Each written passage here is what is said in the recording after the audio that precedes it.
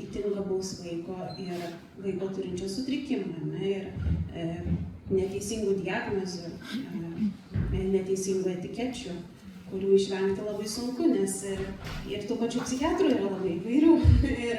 Ir jeigu tiesiog, tarkime, jūs turite vaiką, kuris matosi, jam labai sunku susikaupti, jis nenusėdi vietoje, jis priešgyniauja, jis nuolat malasi, nesusikaupia, su motyvacija sunku.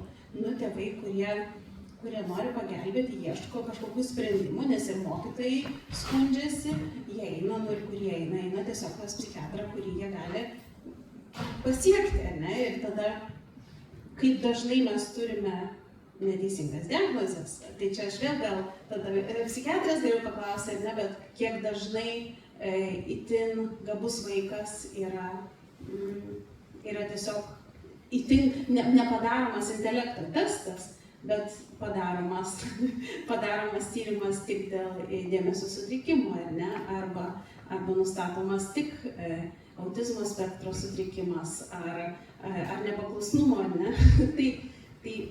o šitas lieka kažkur už borto.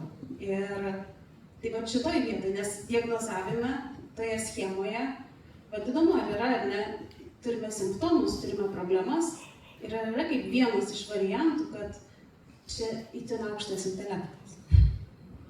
Net psichiatrų nereikia būti, kai dabar su ChatGPT visi gudrus pasitarti, surašyk požymius, kas vyksta tavo gyvenime. Ir taip nedariau, bet dabar kilo mintis padaryti, ar išmes vieną iš variantų, kad ištirk, kad tiesiog gabus, tiesiog labai intelektualus arba, dvigubai kažkaip ir intelektualus ir kažkaip sutrikęs, aš taip įtariu, bus įdomu pasitikrinti, ar meta kaip vieną iš variantų, net visiems pasiekiamas įrankis, nereikia psichiatro pasiekti. Dabar taip tikrai yra klaidingų diagnozių, mechanizmas, kaip atsiranda tos klaidingos diagnozės. Į valstybinį psichikos sveikatos centrą visai neseniai yra pakeista tvarka, kad tu gali patekti pas, pavyzdžiui, psichologą, pavyzdžiui, pas socialinį darbuotoją, tada, kai tu nepraėjai vaikų psichiatrų. Nebuvo tokios tvarkos.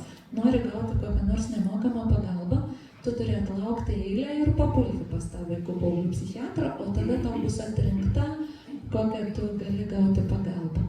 Ar gali būti, kad psichikos sveikatos centre bus bent keli psichologai, bet nebus darančių intelekto tyrimų, tai gali būti. Ir tiesiog toks sisteminis mechanizmas, kaip gali būti, kad bus praleistas tas intelekto tyrimas.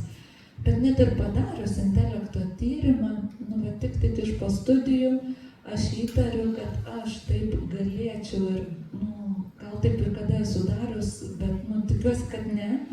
Kad pirmą vis tiek simptomus sužiūrėjai ir kad čia labiausiai panašu į kažką ir čia bus, tas pats ADHD su geru intelektu. Ir tas geras intelektas tai yra, tiesiog taip geras prognostinis veiksnys, kad bus biškį lengviau, bet vis tiek turi būti sunku, nes čia labiausiai panašu į ADHD. Kad intelektas ir gabumai turėtų būti vertinti pirmoje vietoje, tai tik tada, kai kuo minimaliau intervencinį gydymą psichikos sveikatos centrai turėjo išmokti ir pradėti taikyti, kaip sekasi irgi čia klausimas, tai kai jie turėjo išmokti kuo mažiau intervencijų ir kuo labiau ant stiprybių ir ant vaikų gebėjimų kurti pagalbą, tada manau, kad yra mažiau tų klaidingų diagnozių. Ir mechanizmas teisinis, jau jisai gal 2 metai galioja, kad tikrai tėvai, kurie išgali į nemokamą pagalbą, kurią šiaip realiai mokesčiais tai yra susimokėję, jie galėtų prašyti, kad pirmą noriu pas psichologą, nes psichiatro mąstymas vis tiek jis yra toks savotiškas. Tai tikrai dabar jau yra galima bandyti reikalauti ir išsireikalauti, kad pirmą mus pažiūrėtų psichologas ir tada ir apie auklėjimą apsitariu, viskas gerai, su mano auklėjimu viskas gerai, labai daug iššūkių. Ir su sunkumais apsitariu. Kaip geras pavyzdys, čia jau mano vaikas turi atleisti, bet aš kaip pavyzdį panaudosiu, tai labai gerai yra vaizduoti, ar ne? Ir tas vaikas nuo labai anksti gali labai daug ką įsivaizduoti, variantus, alternatyvas, hipotezes, bet ta labai gera vaizduotė, jinai kuria vakare tamsoj tyloj pavojus visokius, tikrai. Ir jų neišjungsi vaizduotės tuo metu, kai tylu, tamsu ir žiemą, ir traška sniegas, ar šiaip namas su braškančiais laiptais, ar šiaip daugiabutis. Bet visai neseniai iš savo vaiko sužinojau, kad jam nepatinka technologijos, nes taip, kaip mokytoja nupasakojo, saugumo nėra tikra tiesa, nes jis elektra jau yra pakratytas